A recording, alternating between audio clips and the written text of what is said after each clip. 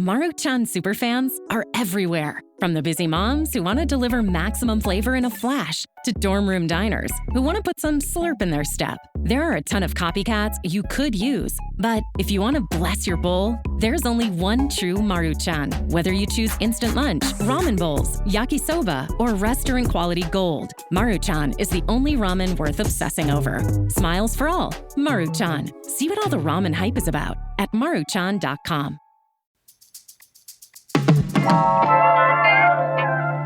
Well, we're the Wild West, and what a wild week of news, y'all. Today on CityCast Las Vegas, I'm here with contributor Andrew Corrali and, drumroll if you got it, our brand new co-host, Sarah Lohman.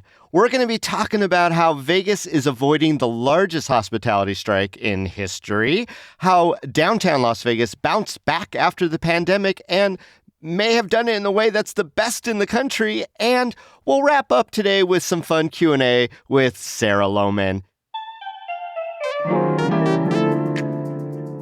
It's Friday, November 10th. I'm Dayvid Figler, and here's what Las Vegas is talking about.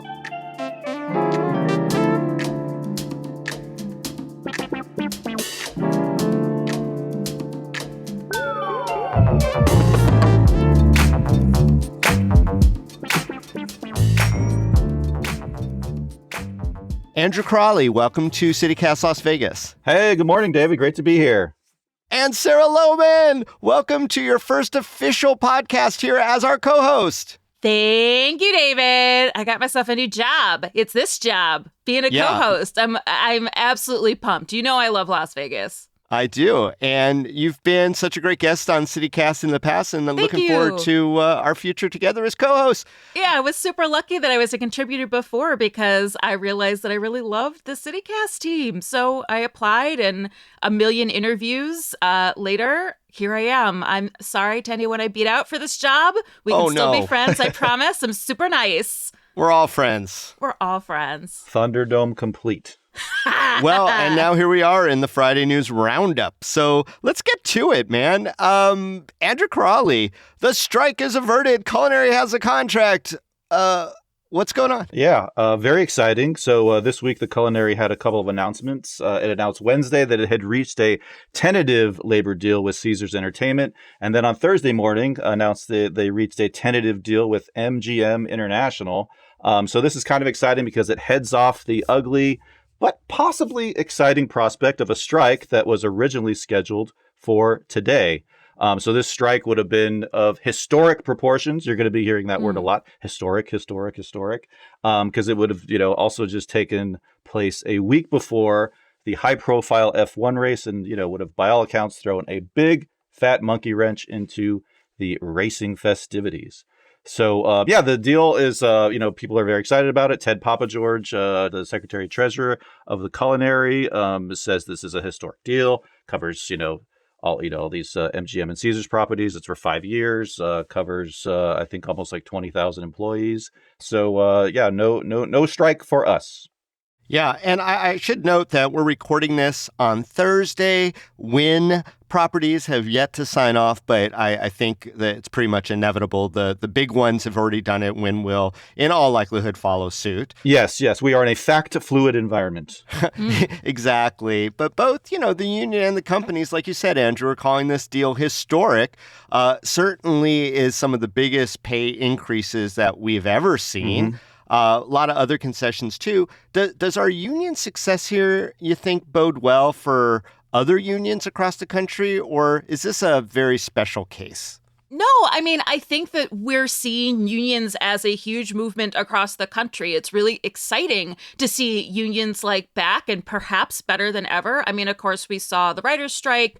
I want to say that the actors' strike has come to a conclusion. Yep, that ended 2 days ago. Yeah. So I saw on Instagram, I have a friend that was posting from the picket lines every day, and he posted from home the other night. So I was like, wait, is there a deal?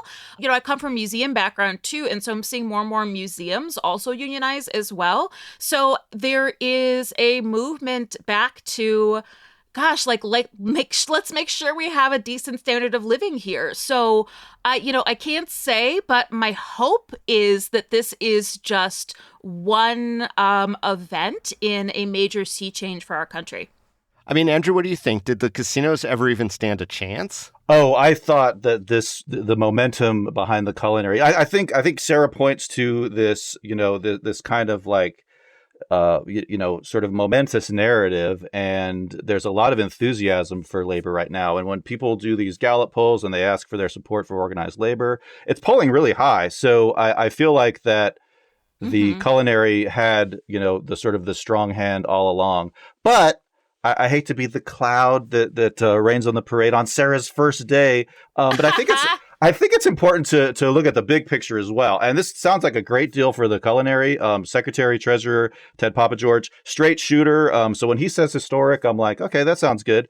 I mean, I believe on historic. I don't know that any union official in that posture is always straightforward or transparent. But I'm going to let you finish, Andrew Crawley. Fair enough. I mean, I've known him personally over the years in covering labor, and that's been my impression as a journalist, that he's been, straightforward, honest, and earnest. So I guess whenever he throws around the word historic, it carries a bit more weight. And so these tiered pay increases sound good. The protections against being replaced by robots, I think that's very prescient, because that's going to be, a big conversation that all of society is going to be having. The daily room cleanings, reinstating that, I think it's just good marketing and good common sense. But people have missed it. Yeah. But I think the sort of the big picture to me suggests that the culinary in some ways is kind of a shining exception to the broader narrative of what's happening with labor. And I did a little research, and only 6% of folks in the private workforce are part of an actual labor union, as opposed to like 35% back in the day in the 50s. And so, since then, due to, federal regulations, the rise of the gig economy, manufacturing going overseas, Ronald Reagan, the power of labor has been diminishing, year over year. So I think in some ways it's a hopeful exception to the dominant current of what's going on with organized labor. So it gives me, provisional tentative hope. Yeah. And, just people have been referring to Vegas as a union city, as I'm sort of evangelizing my relatively new, I moved here about 2 years ago. And as I talk to my friends across the country, and, people think of Vegas as the Strip, which, has so much to do with this. But now their second thought is, and it's a really good union city. So I think that this has also brought like a lot of, maybe we will be sort of a leader in terms of encouraging other people to unionize and strike. And the momentum on this has been amazing. It is funny, though, like the perception of Las Vegas as a union town, and certainly Culinary Union, so powerful, so strong, so important in our community. But we're also a right-to-work state, and there are, a lot of really hostile to worker environs throughout the state. So it is a really interesting dichotomy. I want to get back to the actual thread of the strike, though. I mean, I've been called out by some of my friends who are in the culinary for, pointing out the theatrics of a lot of what had occurred. And, I think objectively one can say that culinary employed several tactics in the lead up to these discussions. The pretend arrest, and I'm never going to let go of that. The making and the actual constructing of strike signs and all that. I mean, are these legitimate tactics that the culinary has to use, or is it become distraction? I think that's a really interesting question. And on the socials, there's a bit of cynicism about the theater component of, showing this seriousness of intent to strike. And I guess I don't see it. I'm a bit less cynical about it. And I think in the age of social media and, virality, I think that the theater is a valuable and legitimate tactic, and it shows, again, the seriousness of their intent. And I almost feel like we're in an age where, acting and theater, is kind of reality in this sense. So I don't necessarily have a problem with it. Yeah, I think it's just getting the word out, right? They did an amazing job of making people aware of what was happening. Right. I mean, also because like the consequences were so high too, and I kind of honestly admire them for that. The way that they've timed this, right before a major event. I think they did. I've seen worse. There's no doubt that the consequence to the city that's about to embark upon these very high-profile strip city events was there, but there was no stakes at all. And I think it's just literally an affront to people who actually protest for something that they believe in and do it at risk of being mistreated, maybe even physically by the police and arrested, which happens on the Las Vegas Strip for people who have positions that the police don't agree with, such as that we need police reforms. And that just happened 2 summers ago. Hundreds and hundreds and hundreds of people who didn't expect to be arrested were in fact arrested, some taken to jail, some which had their entire lives disrupted, mothers, grandmothers, young people. The police were not kind to them. That's not the strikers or the protesters' fault, right? No, but when they come out and compare themselves to the great civil disobedience leaders and the people like Martin Luther King that actually came out in a culinary press release saying that this arrest was akin to that. Look, the carceral system is broken. You call up the police, which, by the way, are also union members here, the PPA, and say, okay, we're going to arrange ahead of time for 50 people to be arrested, but they're just going to be taken away for the... Yes. Oh, it was definitely scripted, yeah. And then we're just going to take them away for the cameras, and then we're going to unrelease them and give them citations, which I almost assure you will be dismissed by the prosecutor's office. There is nothing at stake there other than a theatrical thing using, I would say, abusing the police system and letting them off the hook, like making the police, in a way, part of the good guys on this. When people actually come out and put something on the line to protest, the police are not always the good guys. No. And so to me, that was crossing a line for me. I totally get your perspective on this, obviously coming from a law background. Your lawyer, Dayvid, right now. Did the means justify the end? I'm not sure. I think that I am willing to subtract the individual choices here that were maybe not as wise for, the incredible life benefits this is going to have for such a large percent of the population here in Las Vegas. But I think your points are valid. Oh, thank you. I appreciate that. You're welcome, Dayvid. You are validated. Yeah, sometimes... There actually is a whole parallel history of scripted symbolic protests. And it actually takes me back in mind to the long history of protests at the Nevada test site.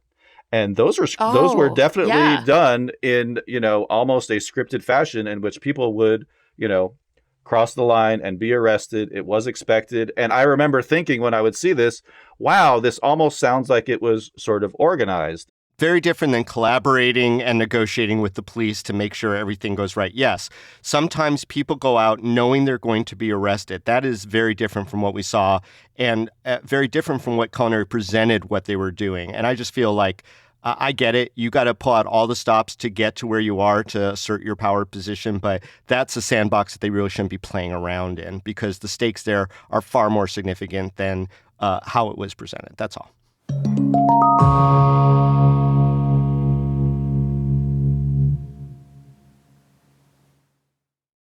All right, let's move on to issue 2. Near and dear to my heart as a downtowner. There was something that came out recently that suggests that downtown Las Vegas bounced back from the pandemic better than anyone. Did we, Sarah? What was the newest on that?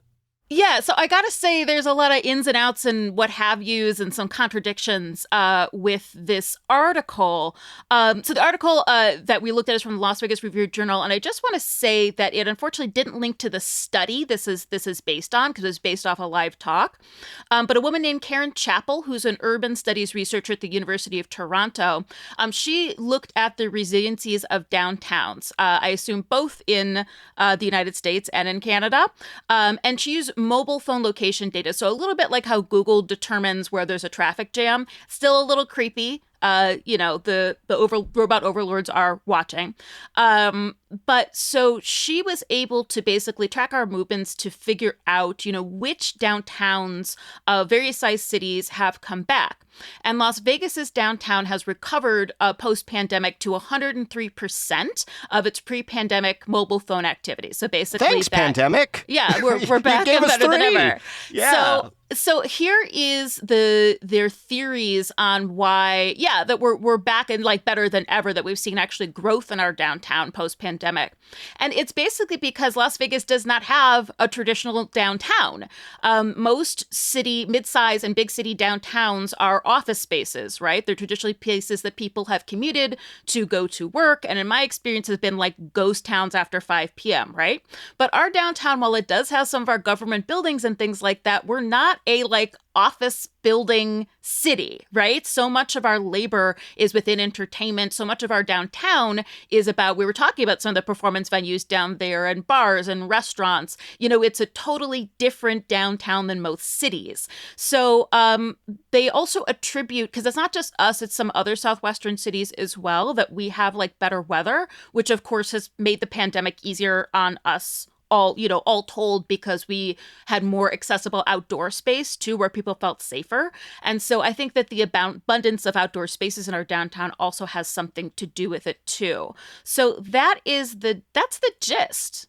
Andrew, do these stats that seem to have been presented at this conference, do they line up with your experience of our downtown? Yeah, that's interesting, because it kind of basically says, because we don't have that sort of, level of professional class that is working from home, that our particular downtown didn't suffer. So yeah, it is kind of an interesting sort of backhanded compliment to our, unique downtown.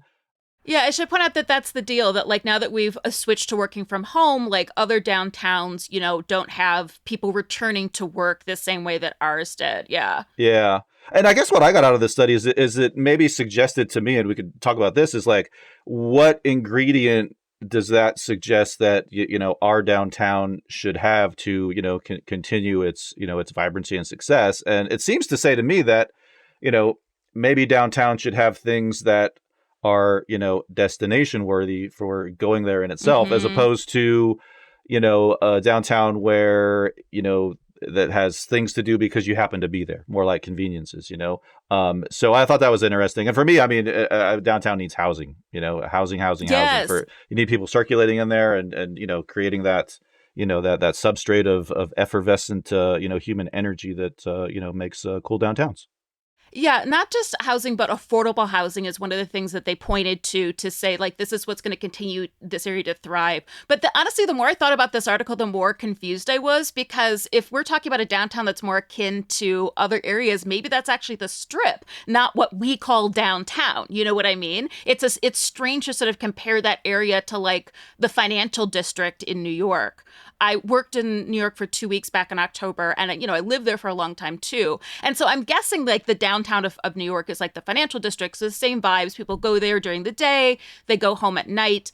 And actually, I went down there recently to hit up a bar and a restaurant, which is also kind of unusual. And there were actually people out on the streets and like going out to bars and restaurants. And the big shift since I left in 2018 is that they built more housing in the financial district. So it used to be this neighborhood you would never consider living in, because it didn't really have resources for someone actually who wanted to set up house in the neighborhood. But it seems to be becoming more of like a Gen Z area, because there is the newer housing there, and then they begin to add other services. So that's the other thing that this article points out. If we want our downtown to continue to thrive, affordable housing, walkability, which is something else I love. Amen. And then we have to talk about resources like grocery stores. And I think I would like to add too that, those three things are also gentrifying. And we have to think about, especially with that area, how to gentrify for all, which is possible. How to make sure we serve the residents who are already there while drawing in new people to continue to build up on that neighborhood. To me, I appreciate the cell phone data, but we've always been sort of a mixed use, if you will, when it comes to locals and tourists in this area. And really, none of us could ever truly agree on what are the boundaries of downtown. What does downtown mean? Your downtown is like suburbia. Like it's totally different than like downtown Fremont Street. Yeah, in a lot of ways. I mean, I consider myself to be a downtown person, and, it's purely residential. And there are those office buildings, and there are those courthouses, and there is a mass exodus from the downtown area for all those office workers every day at 5 o'clock. The courthouse empties, the law offices empty, the other office buildings. Some people do linger because there are so many food and beverage offerings. We also have a downtown, unlike any other downtown I've ever seen, that I counted them yesterday, that there are 16 coffee shops. Wow. In basically a 2-mile radius of each other. I mean, that's a weird kind of quirk of Las Vegas. We have good coffee here. It's true. I don't hate it. Yeah, hella coffee. But like, I would say, too, that like that is kind of what I mean by like gentrification for all. Like everybody loves a good cup of coffee. So I also want to see those coffee shops, offer like a $2 cup, right? So that everyone in the neighborhood could access it. Like I don't want spaces to be exclusive. Well, now the new Winnie and Ethel's has 25-cent coffee a cup. So it's happening. Amazing. Yeah. This is what I like to hear. This is what I love to hear. Yeah, coming from Cleveland, too, which is where I grew up, and our downtown really was a ghost town after 5 p.m., the biggest shift that happened down there is when they put a grocery store in. They took, honestly, an abandoned bank from Cleveland's heyday, and they put inside the most gorgeous grocery store I've ever seen, and that was a huge game changer. So as long as people know they have access to services, and we are a driving city, but still, isn't it, like, nice to be able to walk to a grocery store, too? Oh, sure. Look, I appreciate downtown Las Vegas being lauded for its recovery. I think that there are a lot of factors that weren't considered by this study. And I think that a lot of suggestions from the study were a little wonky, too. Like, you need more big sporting events like the Super Bowl and the Oakland A's coming with the stadium. It's like, oh, come on. That was ironic because I know we're not excited about the A's. Yeah, I mean, I God bless a researcher from Canada, probably really knows her stuff, but is her stuff really that instructive to us? I mean, they were talking about walkability. There are some pockets of walkability downtown, but walk down one of those sidewalks with all the fencing and the poles in the middle of the street. It's not really accessible to people with challenges or disabilities, or not yet. Even the parents with strollers. I mean, the traffic situation is really bad with the speeds and the width of the streets. I could go on and on and on. I mean, look, downtown Las Vegas may be resilient because it has a very unique set of offerings to both locals and tourists, but by the same token, it is not utopia. Never has been, is hard-pressed to be, but it's also very hot right now. And I just hope that momentum creates thoughtful new growth and not just growth for the sake of growth. And I would love to see more building on those empty lots downtown than I would further and further out into the desert and into Red Rock, for God's sakes. Well, and that was one of the points that that Dave Swallow from the RTC says, like, we'd love to focus more on walkability and transit and stuff, but the city keeps building out and out and out, and we have to serve places that we don't normally go. I mean, maybe I'm just a city girl, but I would much rather like live downtown and have this walkable accessibility to not just resources, but community, rather than, be sort of in my own house on the edge of town. Sorry, people who live on their own houses on the edge of town. But that's just my preference. And so I would like to see maybe housing available for both. Yeah. Well, anytime you want to come downtown, downtowners, Andrew Corrali and Dayvid Figler would love to show you all the fun stuff. I mean, that sounds like a party. I'm absolutely in. All the cool things.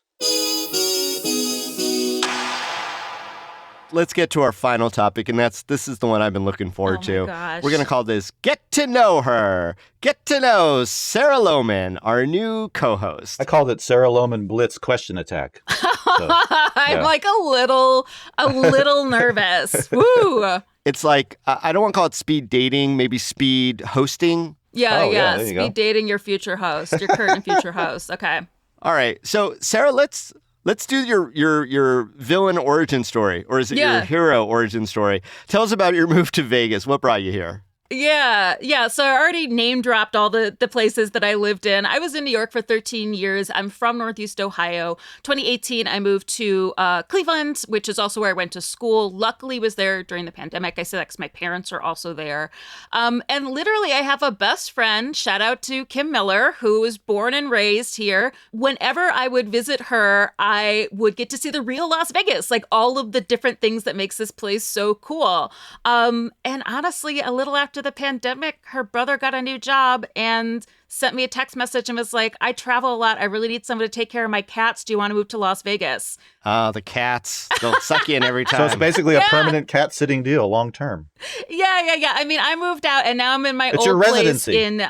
So I did a residency for 2 years. So I moved in August of 2021, and now I'm actually in my own place in Townsite, Henderson. I'm a real Henderson nerd. I love this neighborhood. I love that. Townsite Henderson, because you're old school Henderson. Damn, she claimed OG right from the start.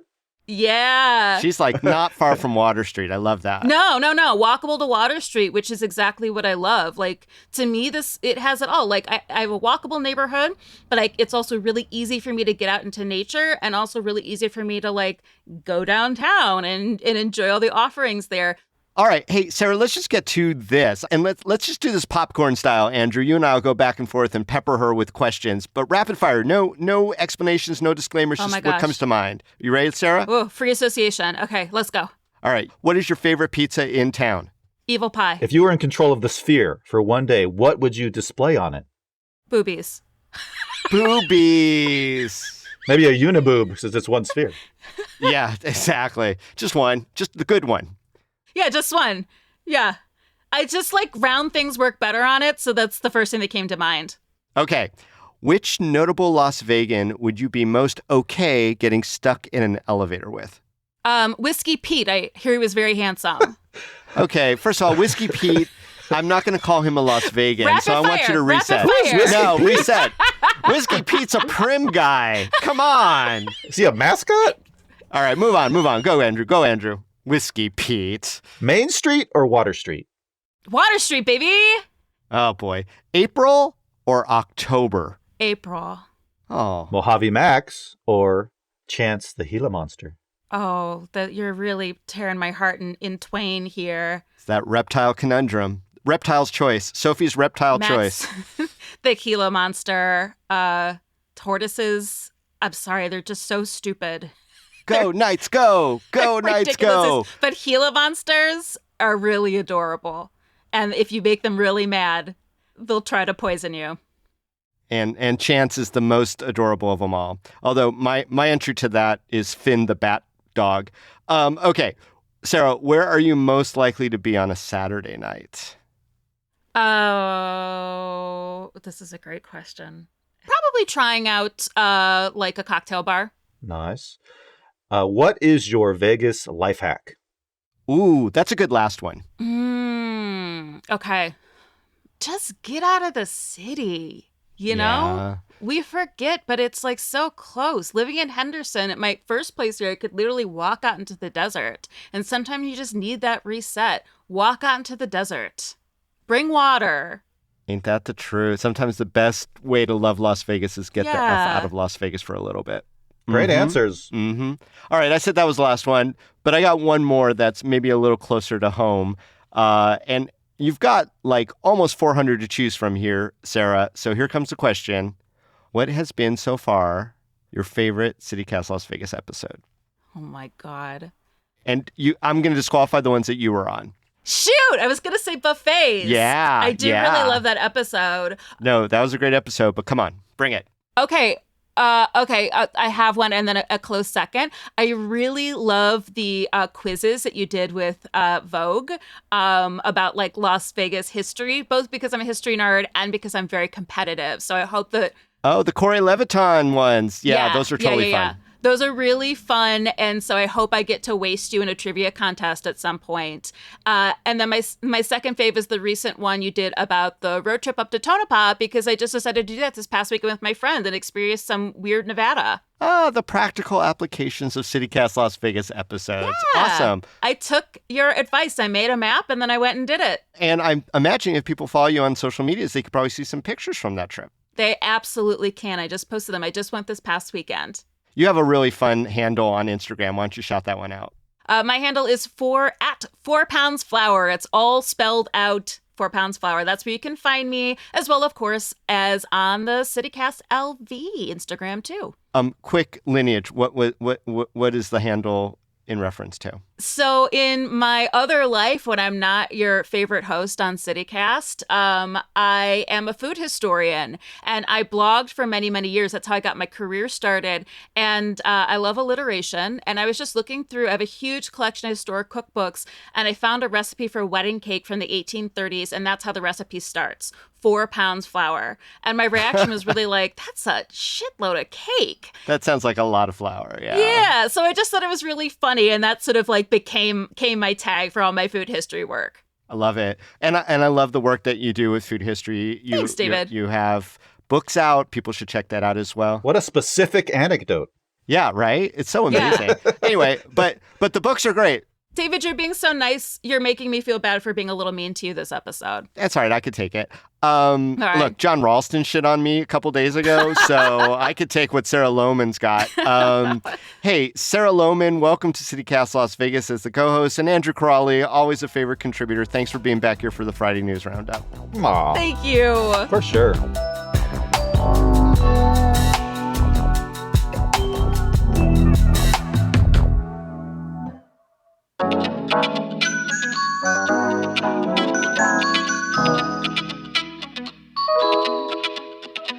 And that is all for today here on CityCast Las Vegas.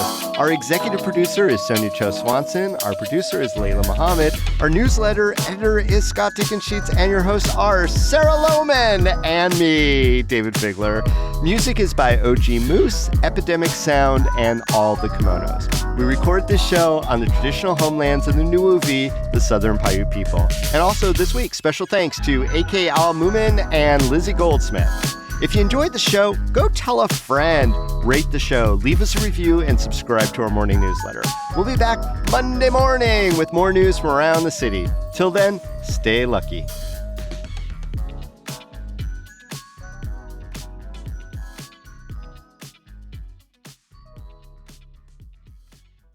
I was just thinking that I would like never want a robot blackjack dealer, because I think it takes away, or like any kind of card dealer, it takes away from like what is appealing about that interaction, right? So I would never want that. Right, and definitely.